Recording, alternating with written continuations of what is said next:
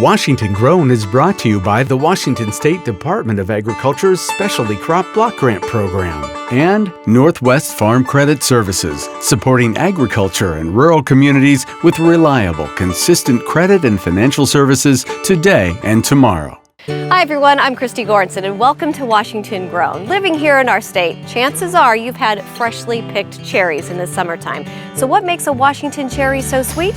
You're about to find out. We'll be baking a cherry coffee cake at Boots Bakery and Lounge in Spokane. This is the biggest whisk I've ever used in my entire life. Then we'll visit Ormiston orchards to see their beautiful cherries and the people behind them. Just a whole bunch of good people, you know? And finally, we'll follow those cherries all the way to Chukar Cherries, home to the Northwest's favorite cherry treats. The kid in me is just freaking out right now. All this and much more today on Washington Grown.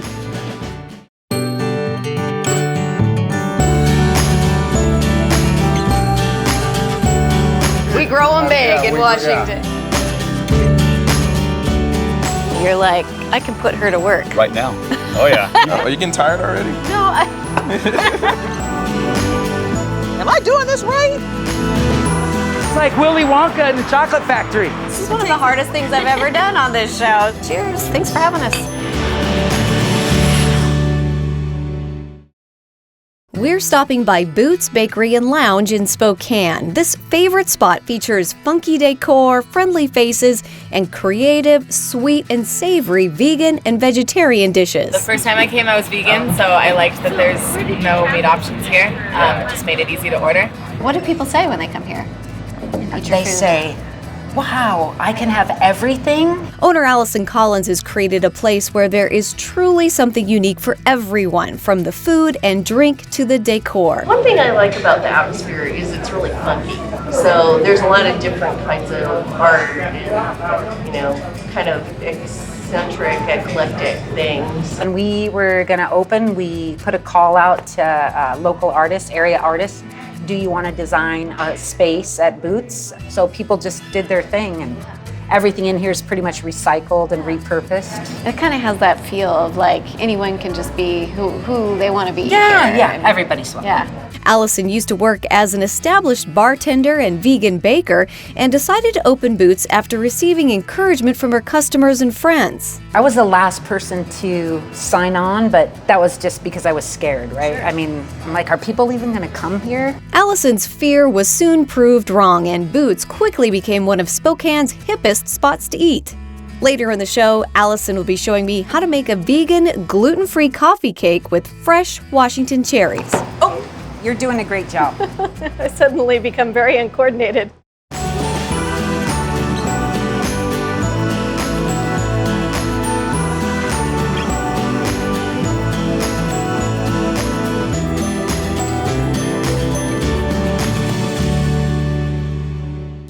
Growing cherries is a labor of love, and we're seeing how it's done at Ormiston Orchards in Prosser.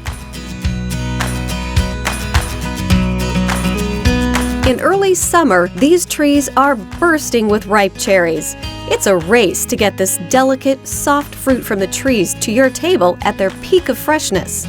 My name's Gary Ormiston, and we're about 175 acres of cherries. Gary primarily grows Rainier cherries. The Rainier Cherry is developed just a half a mile away from our home place. My dad planted the first commercial orchard back in 1961 when the trees became available. Probably some of the oldest Rainier trees in the world.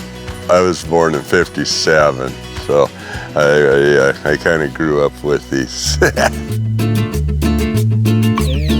Work begins in the field, where workers carefully hand-pick the cherries. It's not for everybody. You have to have that eye-hand coordination to throw out the bad one and get the good one in the box. I've gone through quite a few people to build the crew that we have now. And they come back every year and enjoy what they're doing and make good money working for us. Jorge Jimenez, we call him George, or well, Grandpa.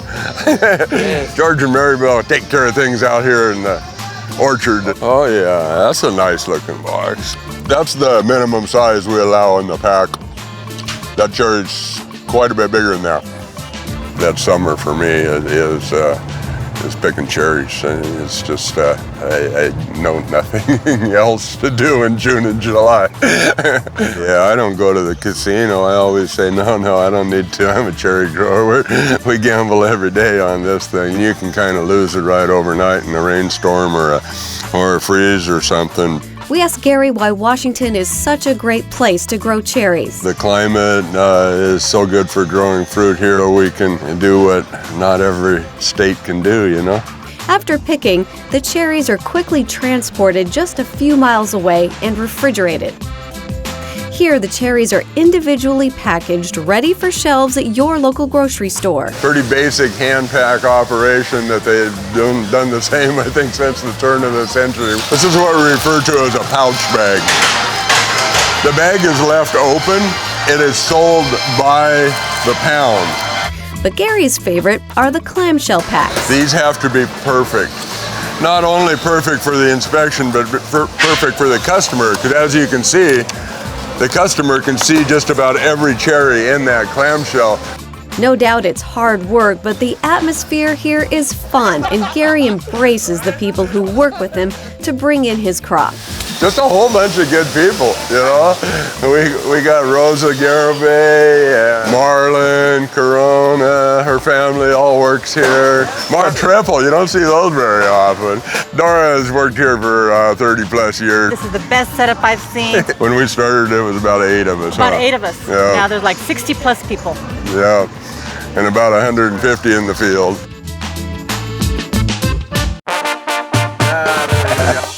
Next time you enjoy a sweet Rainier Cherry, think of Gary and Rosa and Marla and Dora and Jorge, because it takes them all to bring cherries to your table.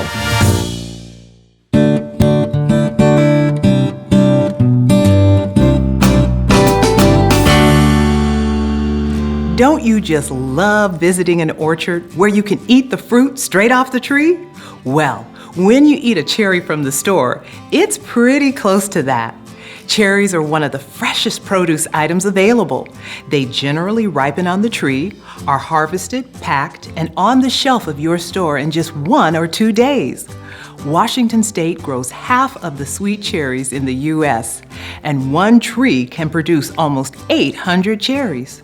With those numbers, no matter where you live, you've most likely eaten a Washington cherry. Let's talk with Ralph, the produce manager, to learn more.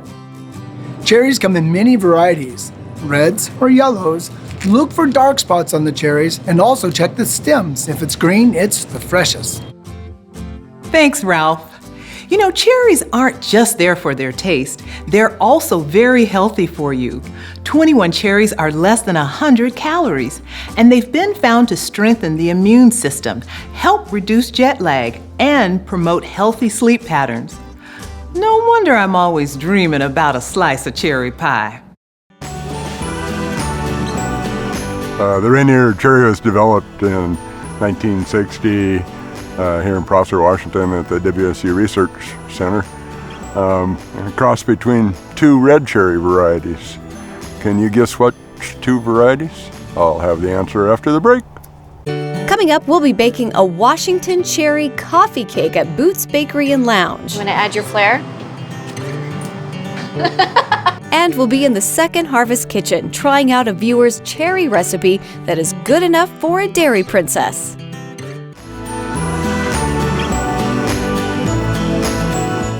The Rainier Cherry is a cross between 2 red cherries, the Bing and the Van.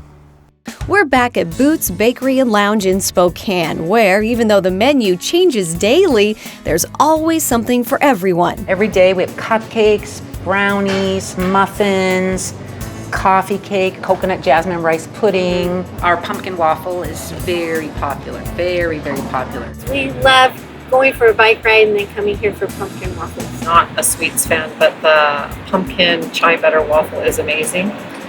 It's crunchy on the outside, maple syrup, all the spices in the chai butter. My other favorite thing though is the power greens, which are kind of like the complete opposite. And then we make savory food too.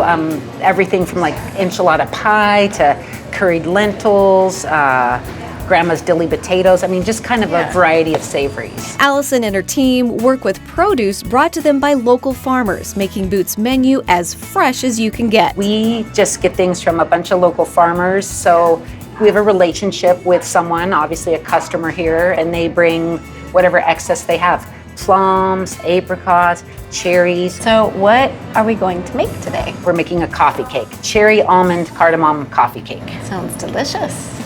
This is gluten-free flour blend. We make our own blends here for different things. This is kind of a master blend for things that have cake-like texture. Okay. It is rice flour, potato starch, tapioca starch, xanthan gum. Okay. To this, we're going to add some sugar. You want me to pit these now? This Yeah, is pit fancy, those. Just stick them in there? Yep, throw them in and then give a punch. And then you're good to go. Hopefully, there. Perfect. Awesome. How fun is that? Okay. While I pit the cherries, Allison adds in baking soda, salt, and ground cardamom. Then I help prepare the liquids. Cellar pressed canola. Okay. Canola. That's a little bit of pure almond extract. Don't use imitation. Right. You'll be able to tell. And this is Cider vinegar. So that, in this particular recipe, the cider vinegar plus the baking soda, you'll see when you mix it in. Sure. That's what creates the bubbles to cause the rise, kind of like old depression cake. Yeah. So you'll be whisking as you pour that in. This is the biggest whisk I've ever used in my entire life. Does this thing have a name? You should name it. I think it's called Christie's Whisk. Christie's Whisk. Once the batter is ready, I pour it onto a sheet pan while Allison tells me how Boots uses Washington cherries in their different recipes. So we use cherries in like fruit bars. We make cherry jam. Oh, you're doing a great job. I suddenly become very uncoordinated. Once I successfully lay out all the batter, it's time to place our pitted cherries on top. See, now yours is like more freewheeling, and mine's like, what's going on? Anyway, it's fine. I am just a person who does not enjoy symmetry. Once our cherries are placed, I sprinkle on some sliced almonds. You just kind of put those over. I like that. I can do that. I'm going to add your flair. My flair. Yeah, and then we'll put that in the oven. Okay. While our coffee cake is in the oven, we make an almond glaze by whisking together powdered sugar, coconut milk, and almond extract. Once our cake is done baking, it's time to glaze. So it's a little bit warm. Maybe let it cool just a smidge before you're going to glaze it. Otherwise, it'll just kind of soak right in. Allison shows me an easy technique to glaze the cake. I think this sort of style came from when you're doing multiple amount of things, it's just easier to, throwing it all so over we're the just place. kind of like this. I love it. And just, I like not too much glaze. Yeah. And then you want to do the other side so you can still see the cherries. Now it's time to give our cherry coffee cake a try. Hanging out, having some vegan, gluten-free cherry almond cardamom coffee cake. Sounds amazing. Sweets in the afternoon. That was delicious. The cherries are tart.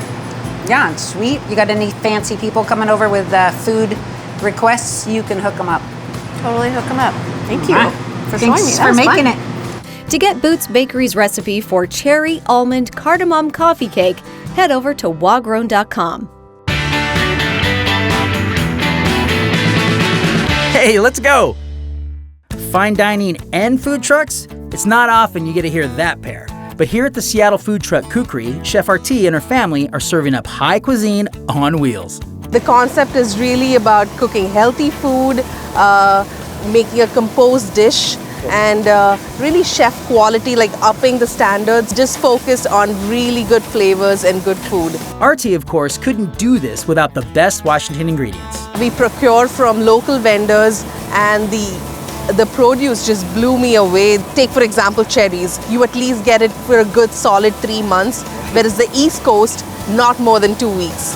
RT even makes a homemade kimchi sauce marinated in fresh cherries. But it's not just fresh ingredients that make great food. 2 years ago, I was on Chopped and I won Chopped.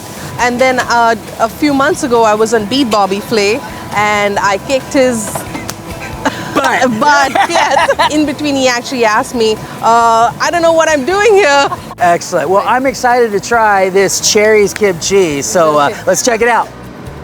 That is no joke. You're eating a delicious meal and it's also good for you. I love it. So now Let's just see what everybody else thinks, but I'm pretty sure they're gonna like it too. So tell me, do you enjoy cherries? Love them. I love all food. I love cherries. Well, I'm gonna have you try Kukri's hanger steak with cherry kimchi. That's different. Very good. This is amazing. It's sweet and it's savory. The kimchi and the sweet cherry were really nice together. The most awesome marinated steak. But now I already got the chicken, and I probably would have gotten this. Maybe I should redo my order. Coming up, Tomas is getting a behind-the-scenes look at Chukar Cherries. The kid in me is just freaking out right now.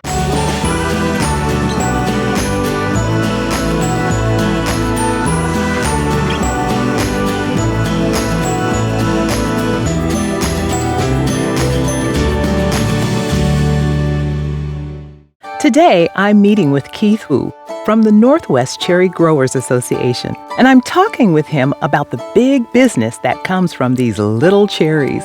Keith and his team represent over 2,500 cherry growers in Washington, Oregon, Montana, Utah, and Idaho. But 90% of the cherries comes from Washington and 5% from Oregon. That's a lot of cherries from our area. That's a lot. That's a lot of cherries. Northwest cherry growers work directly with growers in these states to export their products in 18 markets all around the world. My job function at the Northwest Cherry Grower is to develop business and branding for them overseas. And ever since I joined the company roughly 12 years ago, we're successfully opened up the Chinese market, the Korean market, and the select Southeast Asian market. These markets may be far away, but cherries fly first class and get there very quickly. They're well received. Our fresh cherries in less than 48 hours. Wow! Yeah, so that is actually faster than U.S. consumers can receive on the East Coast of the United States. Actually. Yeah. What are some of the challenges, moving cherries, internationally? As we know, cherries are very, very delicate. It's a highly perishable item. So once the product arrives in any given overseas market, we have to make sure the cold chain continues and either goes into their warehouse or straight to the retail chains. The life of a cherry, once it's picked, is only about 30 days, so they are definitely a luxury item overseas. Because the products that we send overseas, I would say majority of them are the premium items. There are some of the size of cherries that we don't see in the local markets at all. So all the big ones are getting shipped overseas, and you add in the freight and the custom duties, etc., etc. Yeah, it's easily to find cherries at a retail shop for about $9-10 a pound. Amazing. Yeah. Cherry growers face many challenges, but that doesn't stop the Northwest cherry growers from sharing the health benefits and sweet flavors of these fresh Northwest cherries. Thank you so much for taking time with us on Washington Grown, and thank you for all of the work that you do on behalf of Northwest Cherries. Hey, no problem. Enjoy it. So. Today, I'm excited to be visiting Chukar Cherries, home to some of the Northwest's favorite cherry treats. I'm meeting with owners Pam and JT Montgomery, who are going to show me the ins and outs of this family-owned cherry operation. Pam tells me the idea of Chukar came to her after she would snack on shriveled cherries from her own cherry orchard. And I'd eat them and eat them. So what the heck? There it is, right? They were so delicious. And from that, this is what sprung. The name Chukar came from the local Chukar bird, who has a long history of being the star of an old local sporting event. And I've always loved birds, and pheasant cherries didn't really work. That doesn't quite roll off the tongue the way. It's as local as you can get. Local birds, local fruit. Local fruit, local birds. There it is. Yeah. Now it's time for JT to give me a tour of how all these cherry treats get made. I can't wait. It all starts with fresh Washington-grown cherries. Local orchards, like our friends at Ormiston Orchards, deliver their fresh cherries to Chukar and are quickly placed in the cooler to chill. Then the cherries go into a destemmer and a sizer. These machines sort the cherries by size and reject the imperfect ones.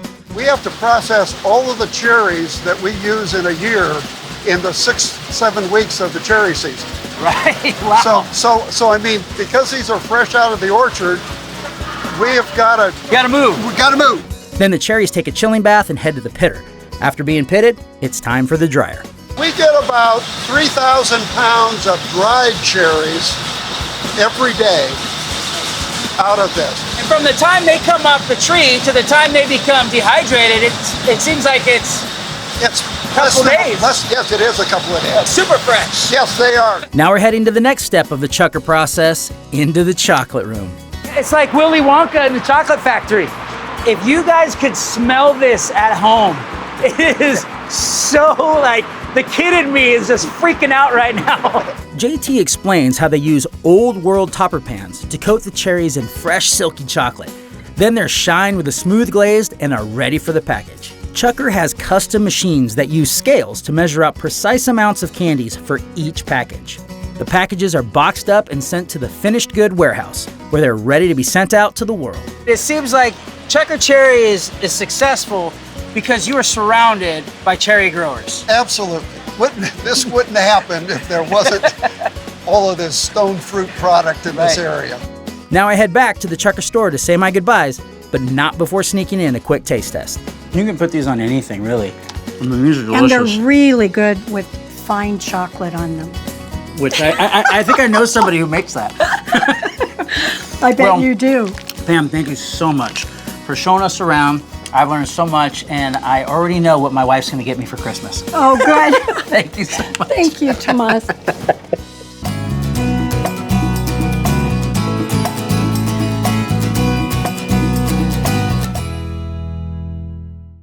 Hi everyone, Tomas and I are at the kitchen at Second Harvest and we're joined by Laurent Zarate. He is the chef and owner of Fleur de Sel Restaurant and Crêperie, or I'm probably saying it wrong, right? Crêperie. Crêperie. And we get the honor of tasting some recipes that have been sent in by you, the viewers. And today we are talking about cherries. So the particular recipe that we'll be tasting a little bit later has to do with cherries. And of course, Washington grows a lot of cherries. Cherries are fantastic in the summer, starting in June, early crops, June, July. And most of the cherries are IQF, individually quick frozen, or also canned, and that reminds me of on the old days. You were talking about Betty Crocker earlier with your cookbook. That's right. But it's that back in time where you used to have canned fruits. Yes, absolutely. And so what the recipe, speaking of kind of going back in time, this is from Marylou, and she is introducing us to Aunt Mary Ann's no-bake cheesecake. So she's not taking credit for it. It's her aunt's recipe. Aunt Mary Ann's. We all have an aunt recipes. That's right. Yes, we do. And so this is what I think of like a very classic, something that your grandma would make to take to a picnic or something, and it uses canned cherries. Yeah. So you don't even need an oven. It's quick. You don't. It's quick and easy. So this is Aunt Mary Ann's no-bake cheesecake.